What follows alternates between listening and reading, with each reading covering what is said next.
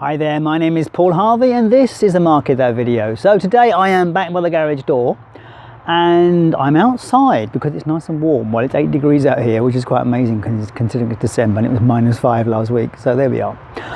Right, so today I want to pose a question for you, and it's a question I get posed to me, and the question is, why is my advertising not working? It's a good question, isn't it, really? Well, I get asked this a few times, why did my advert not work, or what's wrong? And you know, it's one of those simple questions that you get asked that when you unpack it, it is a very long answer. So I'm not going to go for the very long answer here. I'm just going to go for the bullet pointed headlines because there's a lot here to talk about. So the first thing is, I guess, on when you're advertising anything, is it something that people actually want to buy? Yeah, I know. It's quite tough, that one, isn't it, really? I mean, you know, a lot of products get created, a lot of ideas get created because people think it's a good idea at the time, and invariably, or sometimes, it isn't a good idea. Well, it's a good idea, but it's not in that environment.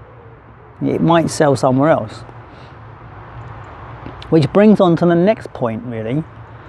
You know, yes, it may be a good idea or a good product, but it may be looking for an application, and that's the problem. So what that means is you actually haven't found the target market.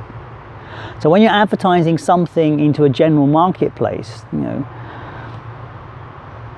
what's the chance of a hit rate being on that?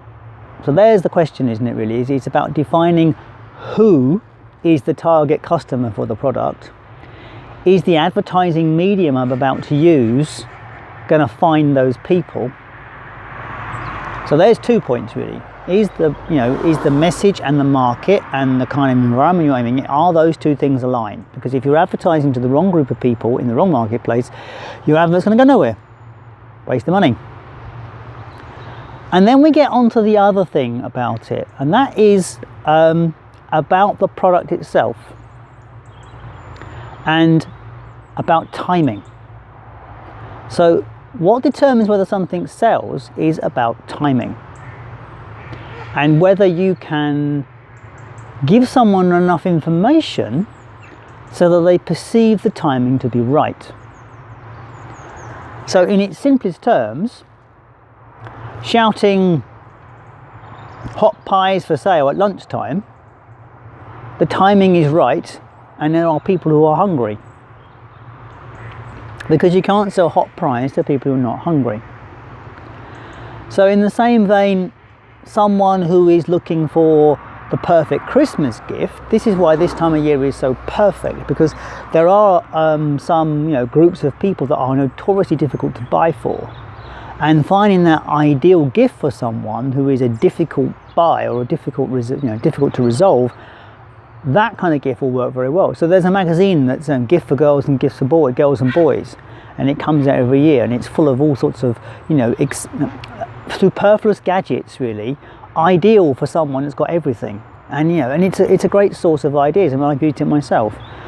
This year I'm a bit more organised, and I'm also getting a bit resistant to buying tat for nothing for people. Like, I'd rather just say, look, what do you actually want? Can I buy you coffee instead? Anyway, I digress. But that's the point, really. It's about targeting your offer to the right people for the right timing. So, in terms of maybe adventure holidays, or maybe sort of activity centres and things, when parents are at home with their children, activity is good. So promoting activity to them, nice thing to do.